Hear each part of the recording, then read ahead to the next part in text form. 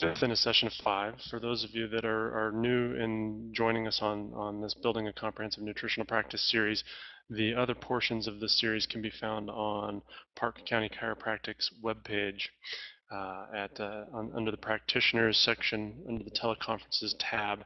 You can access not only the previous notes, but also the previous presentations of these webinars as a YouTube video. So I'd like to start off today with a disclaimer that today's material base is enormous and something that I'm really passionate about. It's probably a little bit ambitious because I tried to put as much information in it as I could, and as you're all probably becoming aware, it's as we learn about the symptom survey, we're seeing how things are becoming more and more interconnected. And especially as we move into today's topic, which is sugar handling, how its effects are so varied and so widespread, and how the knit of this web begins to get very tight and very complicated and very interconnected. So I hope to explain some of that interconnectivity today, make it a little bit more clear, and do a really good job of covering as many tools, not in depth, but at least in enough information that it gives you a jumping point for learning more about some of these topics that we'll introduce and talk about today, as well as some of just the simple basics of using the tool that is the symptom survey. So let's start back with Dr. Royal Lee. About 55 years ago, from Let's Live magazine, he states, "It's easy to understand the logic of eating by reason instead of by taste alone if we consider the incontestable facts regarding sugar. In a week, in an average urban family in the United States, 2.75 pounds of sugar, syrup, molasses, and honey are consumed." He goes on further to say that rural families eat even more than that, almost twice as much as that. But the reason I brought this forward is because of how we're still talking about the same thing today. So if we look at some data, recent data from the Department of Public Health, you'll see that the average American today is consuming about 152 pounds of sugar in 1 year. That's equal to about 3 pounds or 6 cups of sugar consumed in 1 week. So that's one person, compared to Royal Lee's statistic, which was just a little under 3 pounds for a family. So you can see, we can assume that a family is perhaps 3 people. So we are tripling our sugar consumption in 55 years. Royal Lee further goes on to talk about Virchow, who's a medical doctor and the father of pathology, who who stated that disease has its origin in the cell, that these biochemical changes are not easily detected, and is not until a whole system of organized cells becomes disorganized or destroyed that we recognize this destruction as a disease entity. We must remember that any disease is at first a disturbance in cell metabolism brought about by interference with cell respiration or starvation, and that to survive the way nature intended, we must avoid those things which produce these adverse biochemical changes. Remember cell respiration. We're going to talk about that as we move into the presentation. So we have to avoid these things which cause this adverse biochemical change. The problem is that the medical community has been telling us the wrong information. It's for the last 55 years been telling us that cholesterol is bad, and that eating fat is bad, and that red meat is bad. But the fact of the matter that they are absolutely wrong about, and unfortunately being forgiven for, is the fact of the matter the problem is sugar. So most of us know sugar by its common names. Here's a couple of slides that I put into the presentation that you're free to use as kind of a patient handout or a patient education, if you like, on some of the definitions of different sugars, and a second handout here that goes into some of the sneakier or hidden names that are going to be places where we'll find sugar, particularly in processed, packaged, and other foods. But more and more we're finding it in things like sausage and other places that it doesn't need to be, particularly SUS, things of that nature. So I like to think of the group that we're talking about today in the symptom survey not only as a sugar handling problem, which is what the symptom survey talks about, but its other name is insulin resistance. And the key, or the thing that I want everybody to take home today, is the idea that what's really causing this problem with sugar handling or insulin resistance. And I think we can knock it down to three simple things. One is a diet that's high in sugar or refined carbohydrates, an absence or lack of exercise, and our high level of stress in our daily lives. So the consequences of this hyperinsulinemia or this dysglycemia or sugar imbalance, however you want to discuss this with your patients or think about it in your head, is it's developing a host of different chronic diseases, not just what we would think about with, for instance, diabetes. So if we look at some of the statistics with the impact of insulin resistance, we'll see that nearly 26 million Americans have diabetes, and an estimated 80 million adults have pre-diabetes. So if you do the math, that's about a third of the population. So how salient is this information? This means that virtually every third patient that walks into your clinic or practice is affected by this. So if we look at a map of the United States and we look at the percentage of diabetes in adults over the age of 20 years of age, you see obviously a very strong predilection towards the southeast, being virtually 11% of the population is overtly diabetic. So we're sort of blessed living in the mountain states. We tend to have a little bit less of the overt diabetes, but still an enormous problem and big consideration for all of us. So as I was mentioning, the problem with sugar handling or insulin resistance is that it has enormous cascade or web of interconnected possibilities that it's often at the root of most of our patients' problems. So it's not uncommon for me to in a given day, work with patients that are talking about anxiety or depression, inability to sleep, mood swings, poor energy, and you can begin to see how this interplays with our symptoms with the different groups like sympathetic dominance or liver biliary function, cardiovascular problems. And all of these, when they're presenting to us, seem like a very distant problem, but most of these are coming back to blood sugar handling. So we talk about the three groups in the symptom survey as the kind of the main ones, the digestive tract, liver biliary, and then finally blood sugar is the big three. I'd like to make the argument today that this one, number three, sugar handling, is arguably our most important. So the deal is that it's all about expression. So where one person's insulin resistance or sugar handling problems may lead to an overt diabetes, in another person it may lead to depression or mood influences. It may create Alzheimer's disease. It could lead to heart attack and stroke. So you're seeing how it's starting to spread all over the web. So really understanding blood sugar gives you a better understanding of how to treat everything else on the symptom survey. So technology of talking about blood sugar is marrying that information and correlating it with your other areas in the symptom survey. So if we look at the symptom survey, so far we've had an opportunity to talk about first digestion, and second liver and biliary, and then today sugar handling. So we consider those three that are highlighted in blue the high priority groups. And as a means of teaching, I chose to do digestion first because there is no nutrition where there is no digestion. And so that it's arguably, some people would call it the most important or the highest priority group. And it's a great place to start because it's a great place for people to get a basis of understanding you are what you eat, you are what you absorb. Liver biliary gives us an opportunity to kind of talk about some other things, but today what I want to try and influence is that the highest priority group by my estimation is definitely sugar handling.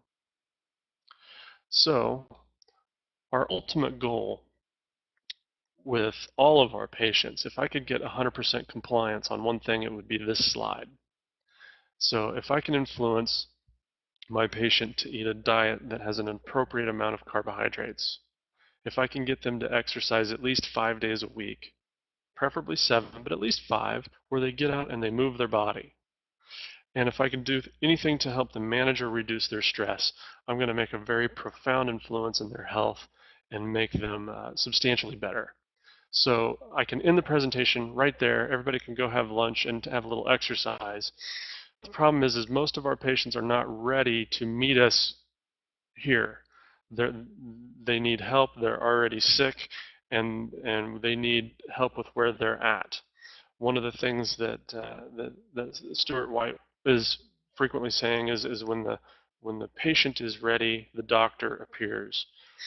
And I like to take that into account when my patients come in, because I've been living a low carbohydrate lifestyle for 10 years, and of course I live and teach about nutrition, and most of my patients are still in the world that is so far away from mine with regards to what they consider as healthy or good for them, that I need to make sure that I'm able to meet them where they're at. So frequently when you're in chiropractic school or medical school, you become so disconnected from normal life, and you kind of move into this world of doctor speak, and you lose touch with communicating with patients. So today, as we move into some of the physiology and some of the things that we obviously learned in school, I want to try and correlate that with how I communicate it to my patients. So for those of you that want to stay along for the rest of the ride, we've got some more material to cover. Let's start with the simplest area. Obviously sugar handling comes down to the glucose molecule.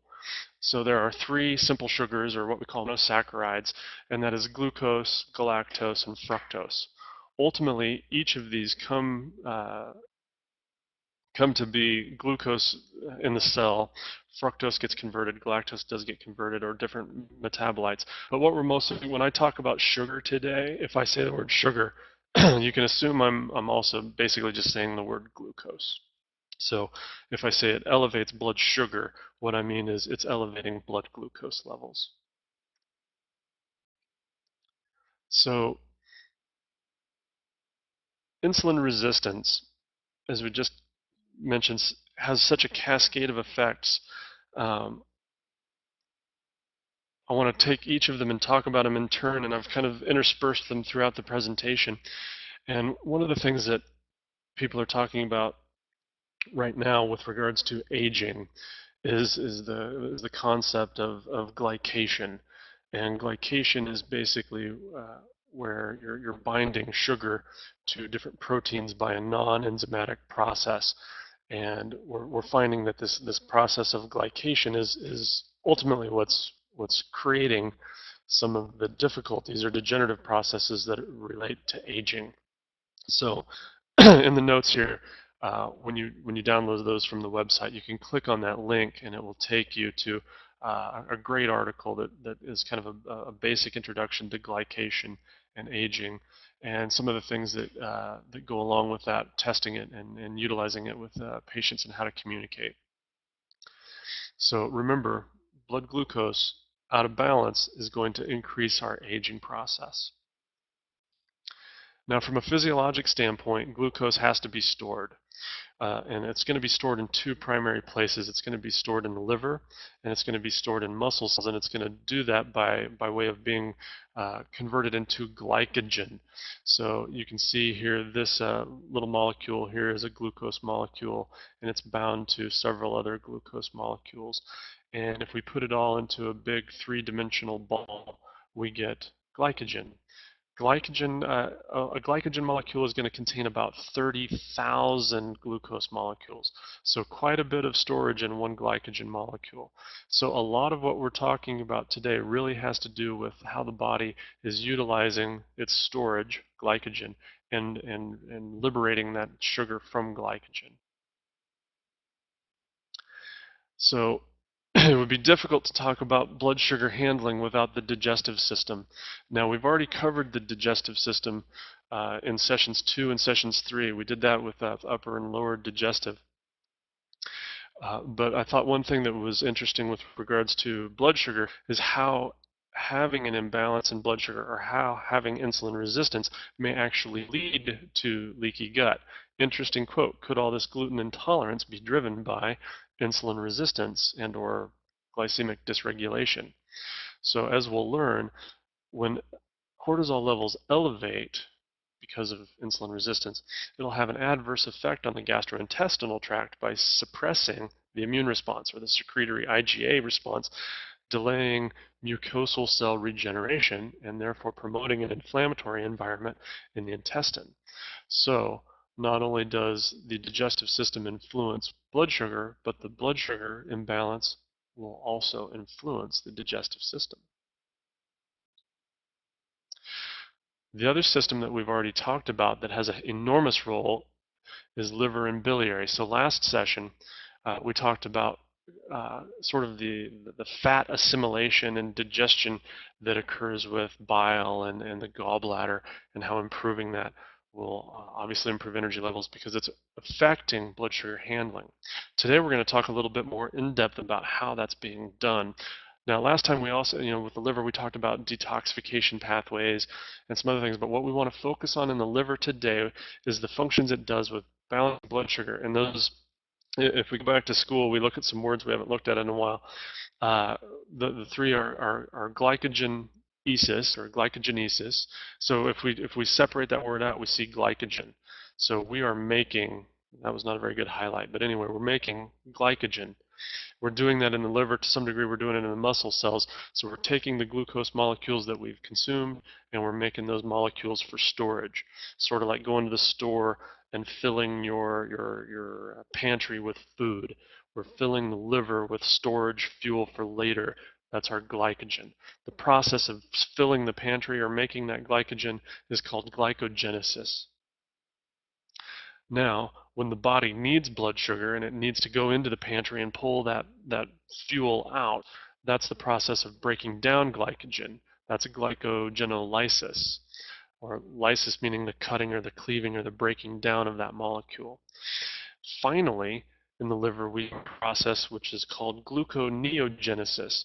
So this is where we're taking, we're creating glucose from a non-carbohydrate substrate. So the majority of that is going to be coming from glycerol, which is part of the triglyceride molecule. To some degree, we'll break down a few amino acids like alanine and glutamine.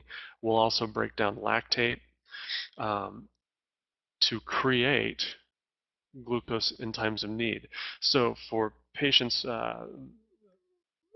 understanding, I often use that idea or that understanding of filling the pantry with food, or in this case, you have a storage of sugar in your liver, and it's finite, but your storage of fat is much more efficient and oftentimes too large, and we need to go into that other secondary storage system, the fat system, and start turning that back into fuel.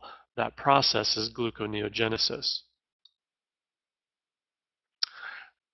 So with regards to how does insulin resistance affect the liver, what we're finding is it's impairing phase 1 and phase 2 liver detoxification pathways.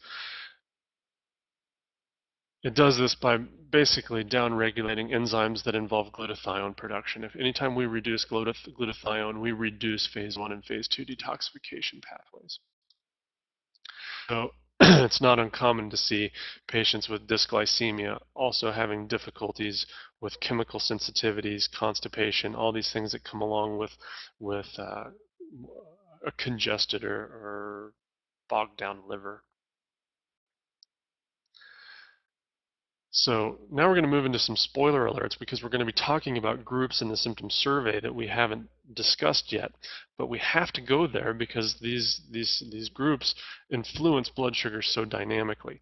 The adrenals, which is group 7E and 7F on the symptom survey, produce two hormones that influence blood sugar. So the first one is epinephrine. Epinephrine is a catecholamine. Some people would consider it a neurotransmitter. And what it does is it comes from the medulla, or the kind of the, when I'm talking to patients, I talk about it like a peanut M&M. It's the peanut on the inside of the candy. The medulla is the inner portion of the adrenal gland. It's the peanut. And that's where we create epinephrine. Epinephrine is our emergency liberator of blood sugar. So you can think of the person that's out hiking in the woods and they're fatigued and they're hungry and they're tired, but all of a sudden they see a rattlesnake or a grizzly bear or something like that. And of course, that's when adrenaline, or epinephrine, same thing, gets secreted, and that will very quickly create glycogenolysis, so breaking down of glycogen to liberate blood sugar and increase the blood sugar very rapidly so that you have the fuel capable of getting the hell out of there, of running away, of fight or flight, which we'll talk about later in groups 1 and 2, the sympathetic parasympathetic. The second thing the adrenals do is they secrete a very important hormone called cortisol. Now, cortisol comes from the cortex. That's one of the ways it got its name, and it is classified as a glucocorticoid. So, if we break that word down, gluco means sugar, cortico means where it came from, the cortex of the adrenal gland, and oid suggests that it is a steroid. Steroids increase blood sugar. How does it do it? It enhances gluconeogenesis. So what that means is it's telling the liver, let's break down fat and turn it into sugar for fuel. Now, thinking ahead, anytime I see a blood sugar problem, I'm thinking Dreneman. I'm thinking adrenal glands. How can I influence a liberation of blood sugar so that this patient is more stable? The second hormone producer is the pituitary. And again, this is another spoiler alert. We haven't talked about the pituitary yet. We will later. But we have to talk about it now because it secretes two hormones that influence blood sugar. The first one is ACTH. That's adrenal corticotrophic releasing hormone. It stimulates the release of cortisol. We just learned cortisol is what starts the breakdown of fat, turning it into glucose. But what it also does is it also stimulates your adipose cells to release that fat. So ACTH will help you liberate fat from your storage, from your adipose tissue, your beer belly, if you will, and it sends it to the liver, and the liver will start gathering those glycerol molecules and little fatty acids and going through the process of gluconeogenesis, or creating new glucose from a non-carbohydrate source. The other thing that the pituitary creates, both of these come from the anterior pituitary, by the way, for those that are keeping track. It antagonizes insulin. So basically, it opposes the effects of insulin. So it will do things to increase blood sugar.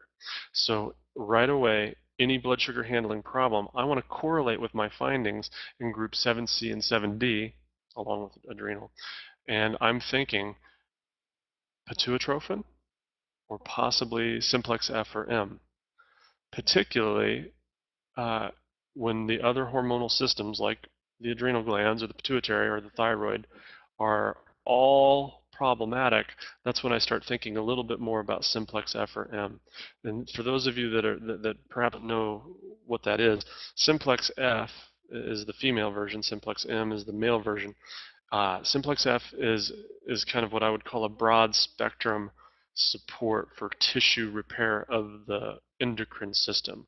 So simplex F covers the pituitary, the thyroid, the adrenals, and the ovaries. Simplex M covers pituitary, thyroid, adrenals, and testicles. So it's covering the primary hormone producers for that sex. So a quick aside is when we see sex hormones getting imbalanced, one of the reasons it's happening is because of insulin resistance.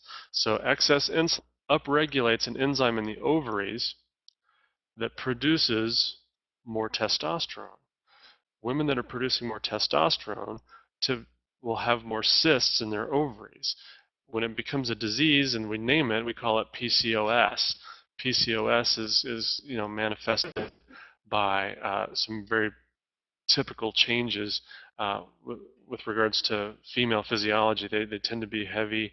They tend to have a lot more acne. They tend to have a lot more facial hair. They've got more testosterone. They have because of that imbalance in female hormones, it's the number one cause of female infertility is PCOS. So in this image, you see a little bit of kind of a darkening or a browning of the skin on this gal's neck. That's a condition called acanthosis nigricans. We'll talk about that a little bit more later on in the presentation. So the last, well, last but not least, or least but not last of the hormones that affect blood sugar is the thyroid. So the thyroid, group 7A and 7B, of course we haven't talked about yet either. And what does it do? It increases blood sugar. It does that by glycogenolysis, the breakdown of glycogen, and it does that by gluconeogenesis, which is increasing the production of glucose from non-carbohydrate sources, from fat. So when I see thyroid as the predominant, or I see things in 7A or 7B answered, that's when I start thinking about thytrophin and assessing, is this a thyroid that's hyper or hypofunctioning. So we talked about what insulin resistance does in females, but what it does in males is obviously it tends to create belly fat. And belly fat upregulates an enzyme called aromatase. And aromatase basically takes testosterone and converts it to estrogen. So this is where we see men that have a higher hip-waist ratio, they have an increase in obesity, and they also have such a dip or a decline in testosterone that they lose their sex drive. Oftentimes they lose erectile function, and then of course we get the typical presentation of man boobs. So anytime you have an opportunity to put a page from Mad Magazine in a presentation, I highly recommend that you do it. Anatomy and physiology. So now we get to the big guy, the pancreas.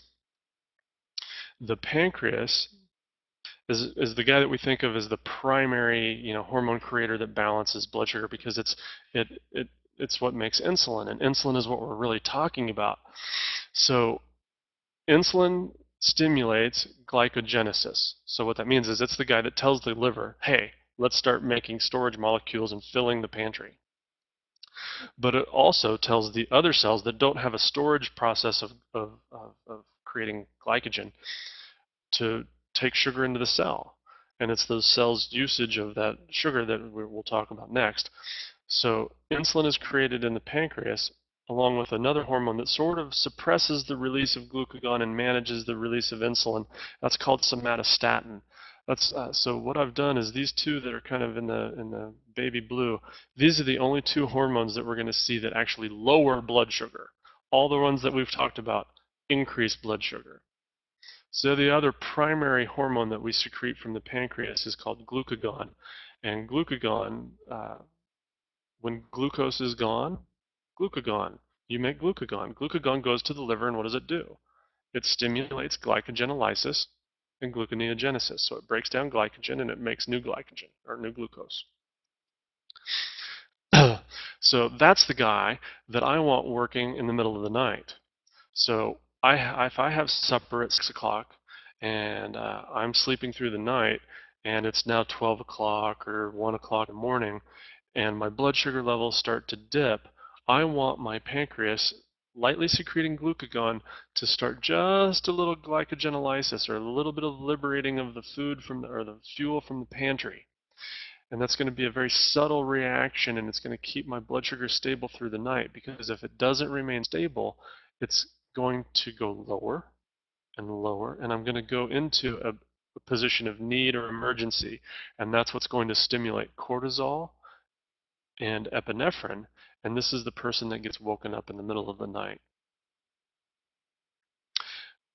The final hormone from the pancreas is a lesser talked about hormone called pancreatic polypeptide.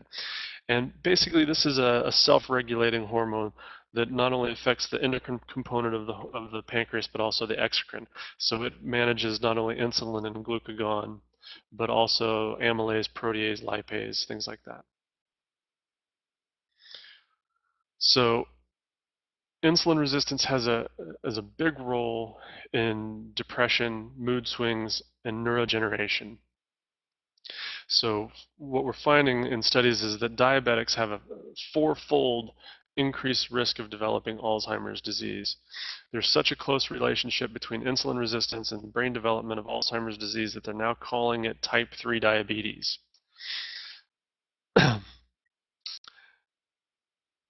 In a study of nearly 3,000 men and women in the Journal of the American Medical Association about 10 years ago, they found that people with metabolic syndrome and inflammation had dramatic declines in cognitive function, called a mild cognitive impairment. This is a prelude to dementia. So I put these little filler slides in to remind you how far-reaching the inability to manage or control blood sugar is. So another study that gets my attention is that depression is more common in diabetes, and a study of young men found that those that had the worst insulin resistance had an almost threefold risk of having severe depression. Severe depression is a problem. Mild and moderate depression are relatively easily treated with things like St. John's wort and foods and nutrients that contain tryptophan and are serotonin precursors and things of that nature. In fact, we have pretty decent studies that show that things like L-tryptophan and St. John's wort are just as effective at treating mild and moderate depression as the drugs that they're putting these young people on, the Prozacs and the Wellbutrins and things like that. The problem is neither of those things work for severe depression. This is where we're drugging kids with mood-altering medications that are leading to the side effects of delusional behavior and severe violence. This is the gun violence. And I think this is where, not a topic I want to talk about, but it's definitely worth mentioning that this is happening because of a blood sugar dysregulation in most of these kids. So the last thing with the physiology side that I want to talk about is arguably the most important, because this is what's happening in the cell. So if we go back to what Roy Lee said at the beginning, he said, you know, this is happening at the level of cellular respiration, where the cell is actually taking in that glucose molecule and turning it into fuel. So one of the ways that I like to talk about ATP with my patients is I talk about it that it's cash. Cash is king. It can be spent anywhere. Whereas a check, like a paycheck, is not very valuable. I can't just give my paycheck to another person. I have to take it to the bank and cash it.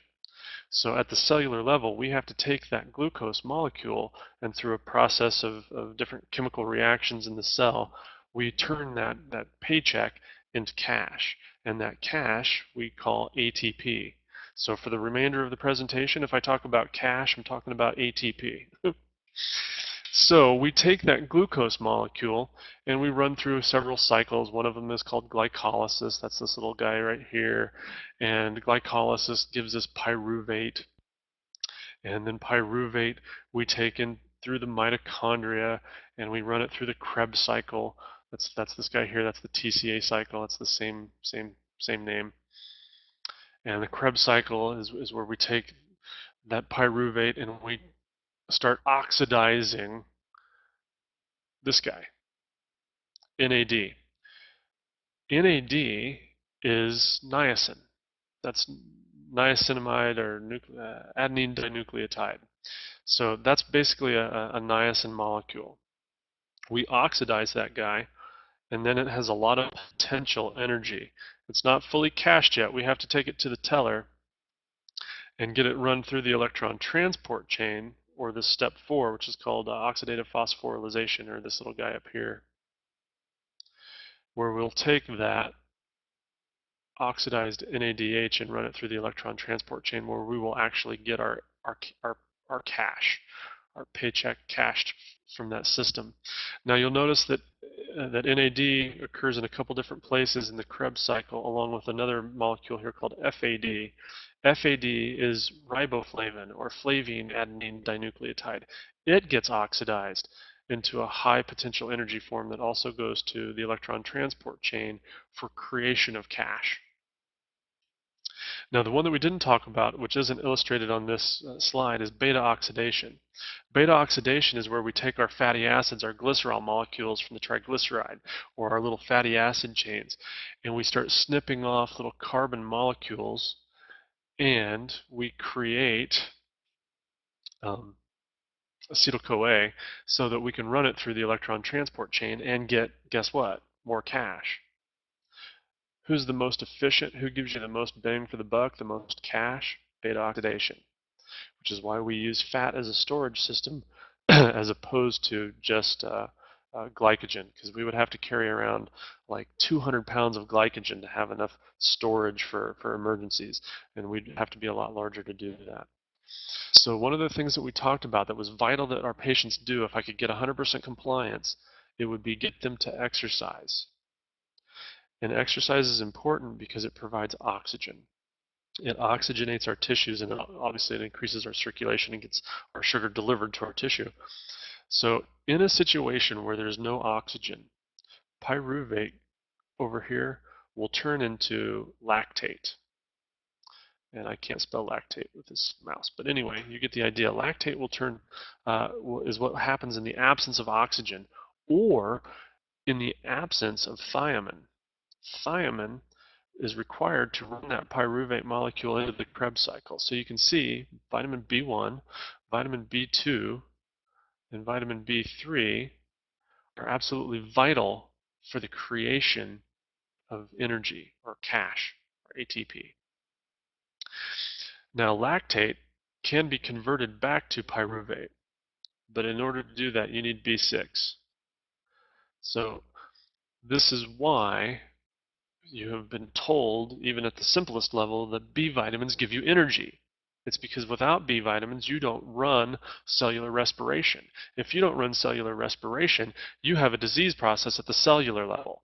If more than one cells in a group start to get it, now we start calling it a disease. This is exactly what Royal Lee said in our first slide up at the top. So the last little throw in I'm going to talk about is insulin and cancer. So we know that insulin resistance is driving hormonal imbalances, like we just talked about. It decreases phase 1 and phase 2 liver detoxification pathways, increases inflammation, and all of these are promoting cancer. So a lot of our cancers have their genesis in insulin resistance, blood sugar management problems. This is why I think sugar handling is the highest priority group of all. Let's get into the symptom survey and look at it. So we've got questions 42 through 55. We've got some things from the nutrition exam that we want to look at and learn about. And we also don't want to forget about digestion, because we are what we eat. If we're not digesting our food, if we don't have a digestive system, obviously we're not going to get sugar. We don't have a topic to talk about. So keep in mind what we've learned in previous sessions, because that still holds true and is still very important. So if we look at some of the clinical considerations. We're going to talk about these questions a little bit more in depth in just a second. But when I come into a new patient situation where I'm talking to them, I'm looking at obviously what they're telling me. They may be coming in and saying that they're really wound up and they can't fall asleep. The typical diabetes symptoms, which are polyuria, polydipsia, polyphagia. That's a person that's peeing a lot, thirsty all the time, and hungry a lot. They're typically fatigued, they're irritable, they have a lot of infections. So when I see these patients coming in and I'm treating them with things like Conjuplex more than 2 or 3 times a winter for several different colds and bugs, I know that they're probably not exercising, they're not managing the carbohydrates in their diet, and they're not managing their stress. So those are all big insulin resistance signs. I can treat their infections, that's fine, but I need to go upstream and start improving their insulin resistance. Same thing, cuts and bruises are slow to heal. They'll get thing that we see with particularly diabetics, but also people with just insulin resistance, is changes or problems in nerve tissue. Particularly important as a chiropractor because these patients are going to present with more profound neuropraxic symptoms. So if they've got a bulging disc, they're going to have substantially worse sciatica than a patient that doesn't otherwise have a blood sugar handling problem. Obviously, they may present with an overt history of diabetes. Frequently, they're obese or overweight, though not always. We talked about PCOS and some of the menstrual symptoms that can happen. And the other thing to pay attention to is, which isn't really mentioned in the exam, is I like to look at my patient's tongue and I ask them if they have recurrent or common yeast infections. So to me that suggests candida, which has almost always got an underlying cause in blood sugar problems. Of course, some of them are coming in, they are already overtly diabetic, and they're probably on cholesterol lowering meds or they're on metformin or different things to influence their blood sugar like insulin. So when we correlate that, I'm looking at my objective findings, and the objective findings that I'm looking to correlate are right thenar pad tenderness, fifth cervical vertebra subluxations, sixth thoracic vertebral subluxations. Those are sugar handling and pancreas issues. Obviously, palpatory tenderness over the pancreas. Uh, that's one to consider. That's usually that can also be a gallbladder problem too. So pay attention to that as a potential, because their nerves are not performing cellular respiration. They're not creating cash. They don't work as well. So they have decreased sensory sensations, decreased vibratory sense. So these are patients with poor balance, and these are particularly chiropractic patients because they're more prone to pain and more prone to more retracted and chronic pain. We see Terry's nails. We see skin tags. I had a patient this morning that I wish I could have taken pictures of because she has so many skin tags on her neck. You know it's not just a random occurrence. It's because she's insulin resistant. And here's another representation of the acanthosis nigricans here in this gentleman's armpit. So this is a condition that can be genetically passed, particularly in darker skinned people. But anytime I see that, I think insulin resistance. More importantly, and perhaps the most important objective finding is waist size.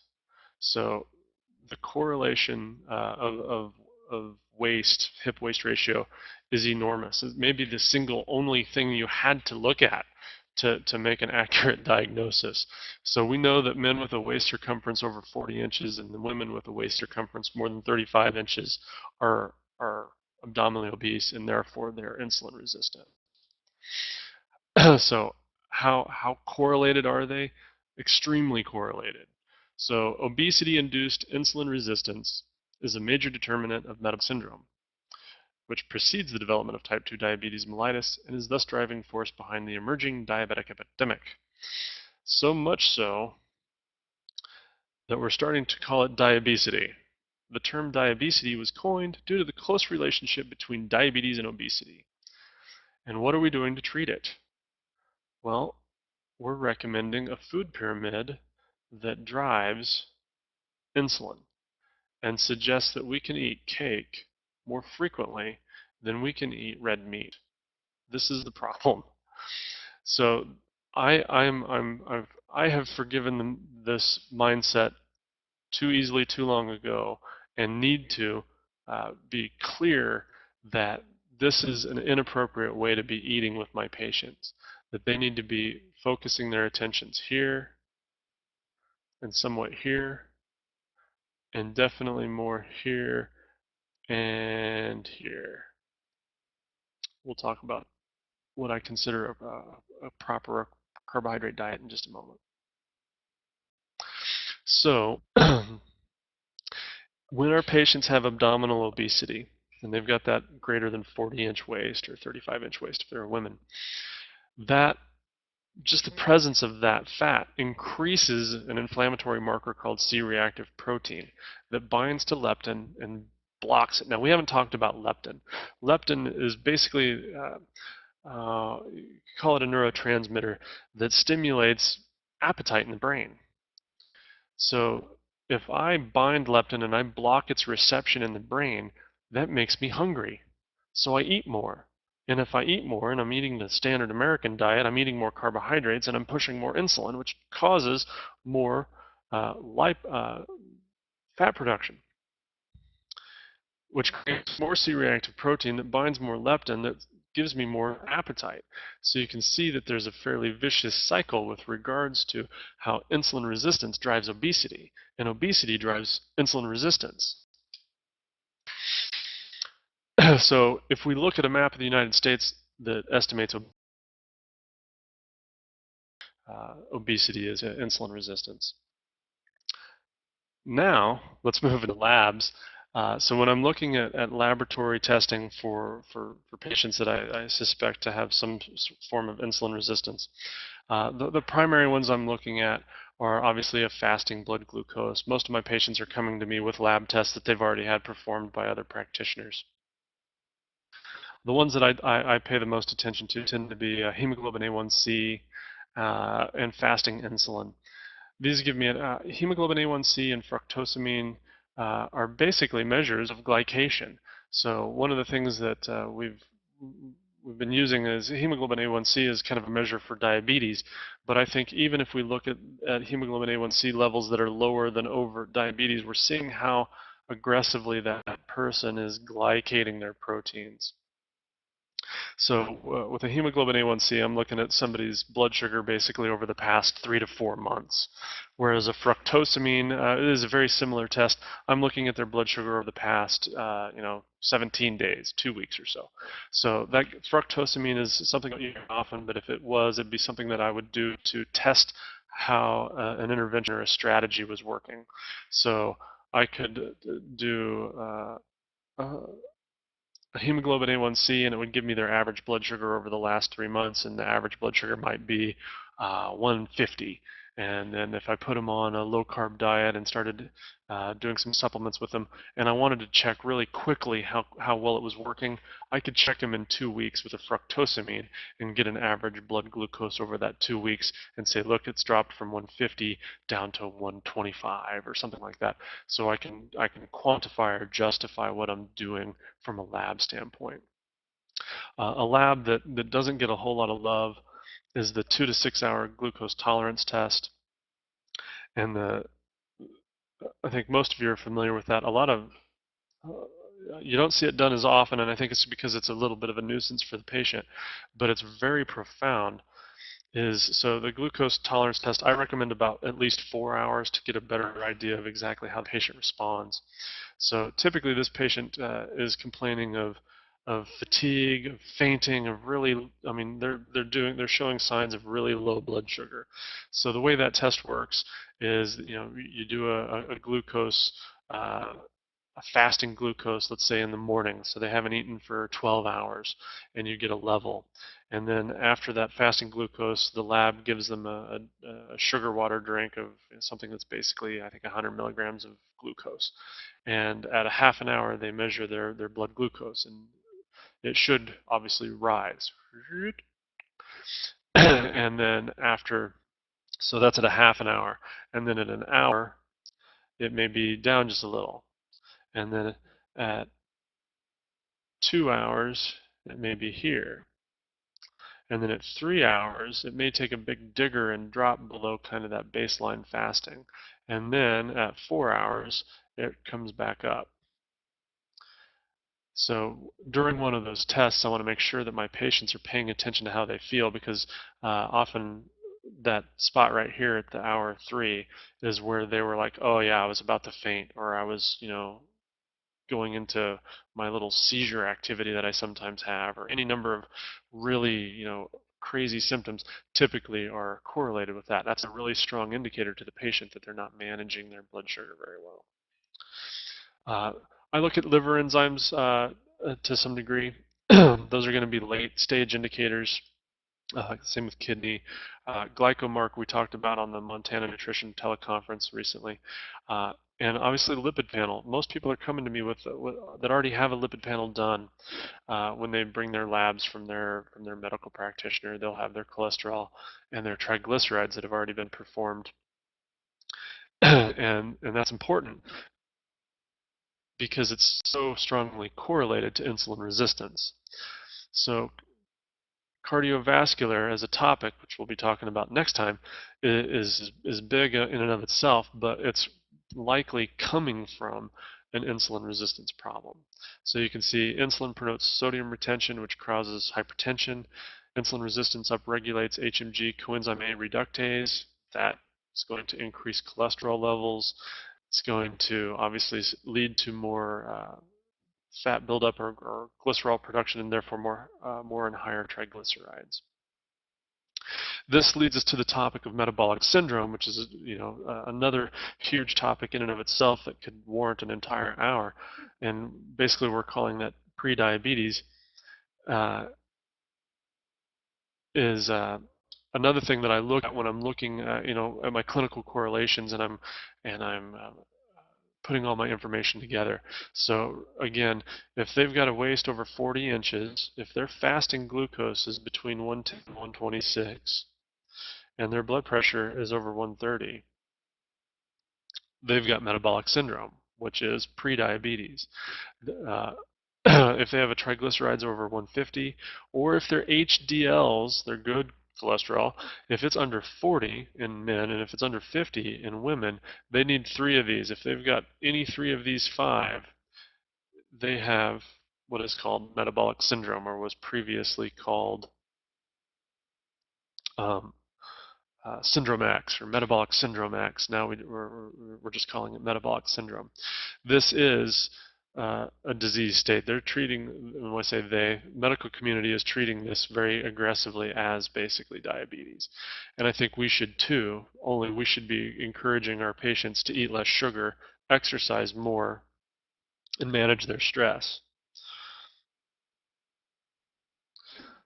So again, how does this sugar handling group become stressed? We've talked about it. Too much sugar, not enough exercise, too much stress. So if we go to the symptom survey and we look at questions 45 through 49, these are patients that are getting irritable before meals, they're shaky when they're hungry, they're fatigued, that gets relieved when they eat, they're lightheaded if meals are delayed, their heart palpitates if they miss a meal. So this is the patient that comes to you saying, well, I've just got a high metabolism and I just need to eat more frequently than other people. And that's because they're fueling their system with entirely too much kindling, too much simple sugar. This is why their blood sugars are going up and then dropping down, going up and then dropping down. So when I'm talking with a patient, I talk to them in terms of stoking your metabolic fire. So your metabolism is up and down and requires a lot of fuel because you're feeding it kindling. When I build a campfire, I start it with kindling and then I put logs on it because the logs, the proteins, and the fats that are in my food are going to provide energy for long term. So my ability to perform gluconeogenesis and lipolysis and things like that, breaking down fats and turning it into glucose, is the important thing that we're not capable of influencing in our patients that we can with simple nutrition. So these patients are really easy to work with. They're rewarding because you get huge responses. They just have to need to start to learn how to eat more correctly. And then while they're learning to eat more correctly, while they're going through that process, we need to support them with some very simple things. So how do we control that fire? How do we get that fire burning more consistently with less insulin production? Well, we're going to start with vitamin B, Cataplex B. Cataplex B is what we talked about with cellular respiration. Without thiamine, without niacin, without riboflavin, without B6, without some of the known and unknown factors of B vitamins, which is why we're getting it from a whole food source, we're not going to have adequate cellular respiration. Without adequate cellular respiration, the cells don't perform. Whether that's a lung cell or a liver cell or a brain cell or a skin cell, it doesn't matter. If they're not performing cellular respiration, we're going to see a disease process. So Cataplex B is absolutely the most important first thing you need to consider or think about, because it's what controls cellular respiration. So when we look at the literature from Cataplex B, you see, it's obviously talking about its role in helping with cellular respiration. This is, to a very large extent, is related to carbohydrate metabolism, and as such, we must consider not only the amount of vitamin B complex, which is provided by the diet, but also the requirement for that vitamin, which may be created by the ingestion of too much carbohydrate. So the product bulletins were written, as far as I'm aware, in the 50s. So why are we not learning from this? Time to start learning from this. By this reason, it may prove futile to administer Cataplex B without a corresponding reduction in the overall alimentation. Stop eating so much sugar, and you'll need less Cataplex B. AF beta food. So we talked about AF beta food at length last time with gallbladder liver, and it bears repeating that beta food is probably associated with the process of converting blood fat to sugar. That process of converting blood fat to sugar is gluconeogenesis. So how do we stimulate that beta food or AF beta food? So noting that even hypoglycemic symptoms are often relieved immediately if taken during an attack. The other thing that's in beta food, or the thing that I consider with beta food, is a constituent called betaine or betaine, and how amazing betaine is. It's all over the place with different studies. You'll notice that women who have gestational diabetes have lower plasma betaine. How would I increase plasma betaine? I would give them AF beta food. Why? Because it's going to help them with gluconeogenesis. They're going to make more glucose, and it's going to be more stable so that they can make energy out of fat instead of constantly eating more sugar, which drives more insulin, which is the cause of gestational diabetes. Anyway, there's lots of different studies on betaine, particularly with regards to liver function and obesity and hepatoprotective effects.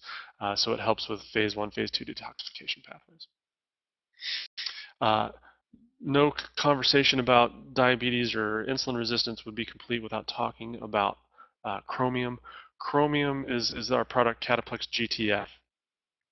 Cataplex GTF is an organically combined trivalent chromium within the B complex and certain amino acids. So this is whole food chromium. Chromium Chromium is the janitor's keys. So this is another way I'm talking to patients. So ultimately, insulin's job is to open the door and let blood glucose into the cell. The janitor's job is to open the door and let the school kids into the building and into the classrooms. So the insulin molecule without chromium is the janitor without the keys. The janitor knows what to do but can't open the door. So without chromium, we're not as sensitive to insulin. We're not as capable of creating that reduction in blood sugar because insulin is less effective. Now, Diaplex is kind of the complex. It's, when you think of a multivitamin, I think of all X products as my multi support for that system. In this case, Diaplex, I think they chose that for the word diabetes, but really it's about blood sugar control. And instead of calling it blood sugar plex, I think it was better to just call it Diaplex. So you can see what the constituents that make up Diaplex are the things that we've been talking about.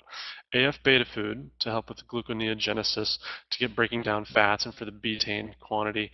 The Cataplex GTF for the chromium to improve the sensitivity of insulin. Zypan, obviously we've got to get people digesting their food more efficiently, so that's why that's in there. Beta-col is a product that by itself can be taken, particularly with some liver issues.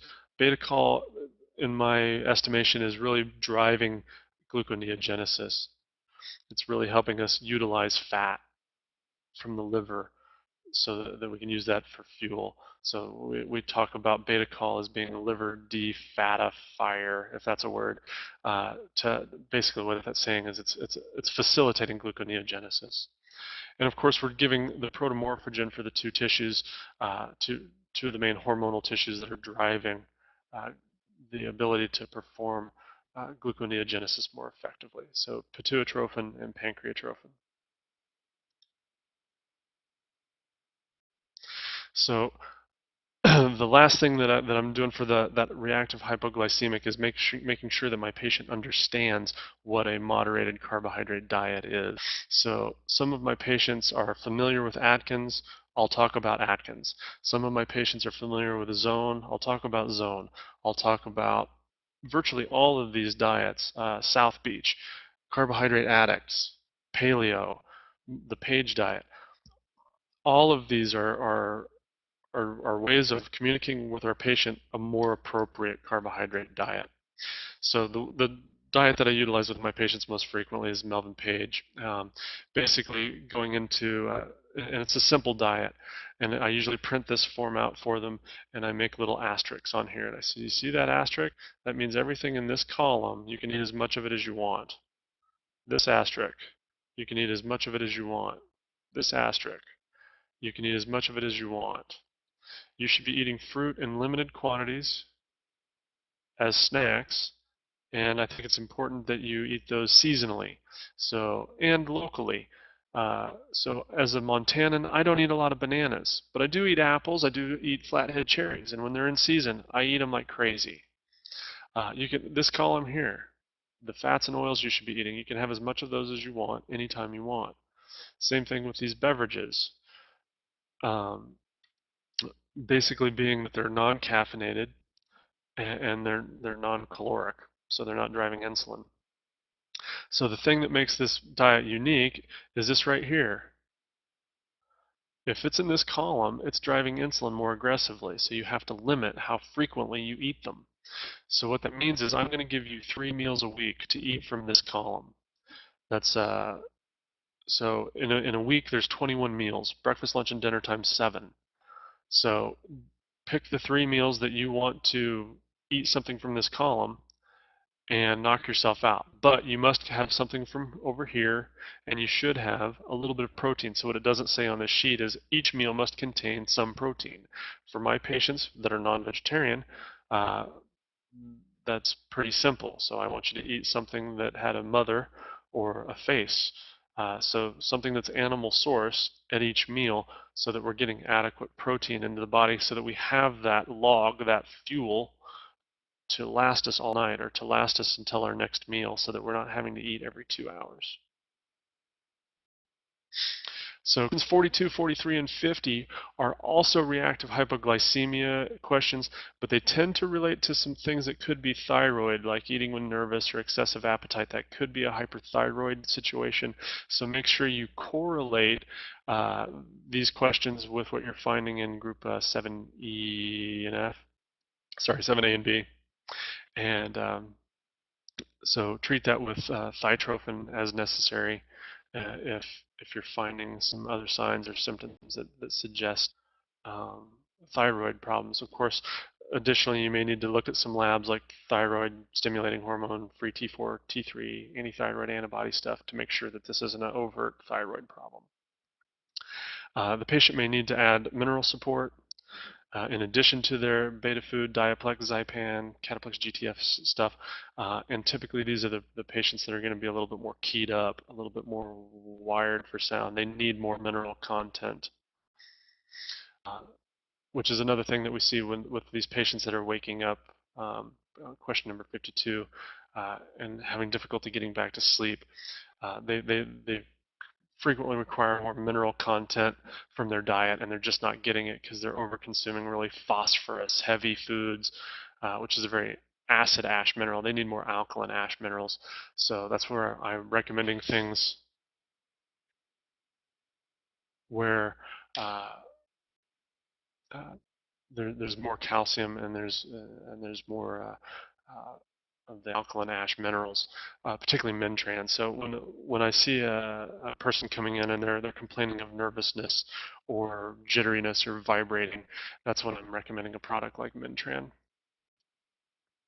Uh, Questions 51, 53, 54, and 44 all relate to not only reactive hypoglycemia, insulin resistance, but they tend to be the ones that are more associated with gallbladder and liver function.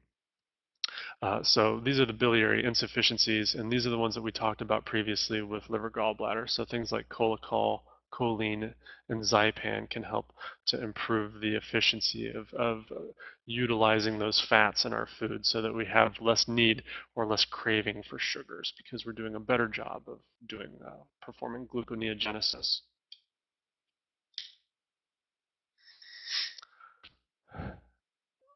Lastly, we're getting close to the end. Of course, all of these patients were looking at adrenal function.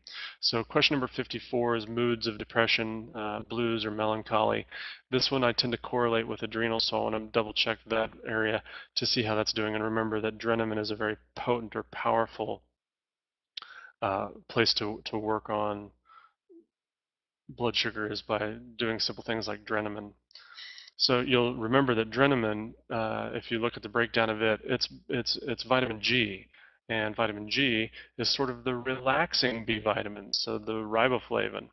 So in addition to some C and some other things, so when I have that person that's wound up or a little bit more vibraty, I may work more, instead of giving them Cataplex B, I may give them Cataplex or G, or I give them Dreneman because it has Cataplex G, and I give them something that's going to have a little bit more calcium or alkaline minerals. So that would be Mintran or organic minerals. So we've already talked about this. The adrenal medulla secretes epinephrine. This is the person that's stimulating the breakdown of fat and liberating sugar from glycogen. And they're doing that in an emergent need. So we need to support that system by improving adrenal function and adrenal nutrition. So obviously, Dreneman is for the person that's complaining of nervousness, tachycardia, and blood sugar disturbances. So the nutritional exam, there's a part of that where it talks about postural hypotension. So that's Ragland's test and the pupillary dilation test, or what they call the paradoxical pupillary test. So briefly, if you take the patient's blood pressure when they're laying down, and then you take it again immediately upon standing up, paying particular attention to really just the systolic pressure. If you see a drop or a decline in systolic pressure when they stand up, this is a person who's a good candidate for something like Dreneman because they're showing signs of fatigue and the ability to cope with a simple stress like just standing up. obviously the pupils have a reflexive response to light, and the ability of the pupil to hold that contraction in the response to light is driven by how well a person copes and deals with stress. So back to that topic of stress, when I see that when I'm shining my light in the patient's eye, I'm not only watching for the reflexive reaction in the alternate eye, but I'm watching to see how well that pupil holds its contraction. I've done a lot of this, and I think most everybody loses a little bit of contraction, but I would like to see it hold a fairly tight contraction for, like 5 to 8 seconds. But a lot of these can't even hold a contraction for one. And these are the patients that, as you correlate, that have a difficulty not wearing sunglasses. They're inside and they're wearing sunglasses. So this person may be showing insulin resistance and an adrenal fatigue as a result of not being able to manage their blood sugar. So, which leads me to kind of one last little tip. I get a lot of patients that are having a whole lot of difficulty managing stress, whether it be with the economy or their marriage or whatever, weather. And this is the person that's really wound up and cannot wind down, cannot rest, cannot sleep. Uh, this is where I use Withania complex, somewhere between 3 and 6 a day with these patients. It really helps them cope with their stress better. It helps manage their blood sugar. It's a great adrenal adaptogen. So the thing I want you to take away from today is that the more refined processed carbohydrates, the more inflammation we make. The more hormonal disruption we have, the inflammation, the more tissue destruction. The more inflammation, the more liver dysfunction. The more hormonal disruption, the more obesity, the more tissue destruction, the more inflammation, and so on. So you can see how this is such an enormous cascade and such an enormous topic. And I'd like to thank everybody for staying with me for this length of time. I'll leave you with a few thoughts. If you're having cravings for sugar or constantly hungry, these are all signs of insulin resistance. Is this you? And remember that it really comes down to managing your carbohydrates in your diet, getting some exercise, and managing your stress.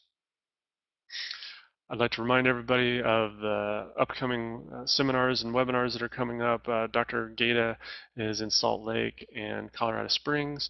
Dr. Chris and Melissa Taylor are going to be doing a quick start your nutritional practice, part 3.